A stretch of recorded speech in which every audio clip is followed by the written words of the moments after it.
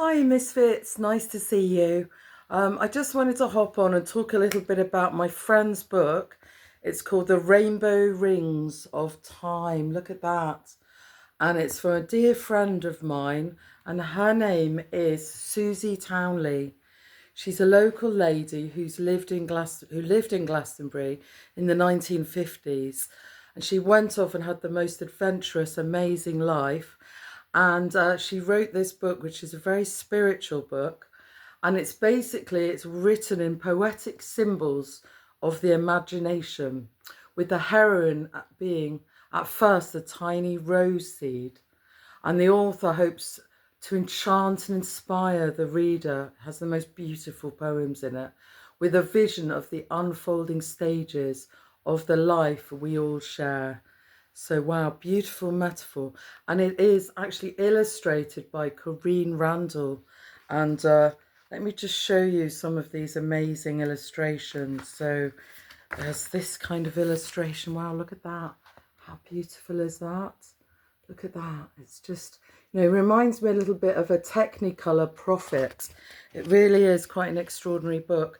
And I will be selling it on the market in the assembly rooms every Tuesday, because it really is a book that really does need to get out there. Look at these illustrations. I will read you a poem from this book as well. Look at that. How amazing is that? So there is one particular poem from this book. There are so many, there are so many beautiful, metaphors here, to write a whole book about consciousness and the rose seed. It's quite an extraordinary piece of literature. Everyone who's read it is talking about it. So let me just read this little excerpt for you, just to give you a taste. And you can always message me if you'd like me to send you a book as well. So I think she's asking £15. It's well worth it. She's not on Amazon, by the way. So here's a bit of it. So it goes like this. Slowly, slowly, slowly. Return of the images. Reflections in soft mirrors. Swirls of trances, of robes of grey-green dawns.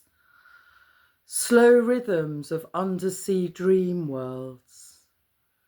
Relics of faded mortality, flouting above, in heaps of damasked flowers. My glasses are misting up a bit. And, whilst the horizon darkens and smiles its fateful circle around the eddying gloom.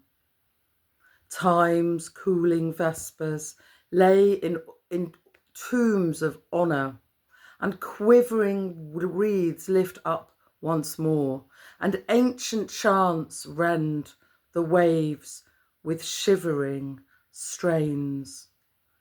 And colours of their childlings' love weep and run in fairy tracks of silvery lights. Was that an echo of your voice sped past my ears, in a field that lay so fallow, in the wind that blew so warmly, in the depth that felt so new, in the life that stirs so softly, the velvet sound so true, in the breath that is so free, an echo of the times of you, in the petals full of yearning, a sea child wreathed in blue. Wow, so that's just a little taste of this, the enchantment, the enchanted writing in this book. It's really, really quite mind-blowing. So thank you for watching. And I love to sort of share other people's accomplishments. I run something called Poetry and Cake here in Glastonbury, which is a monthly event. And so many people who've never read their poems out come along and share their poems for the first time. And it's delightful. But yeah, so what an epic, amazing, beautiful, enchanting book. Thank you for watching. Bye for now.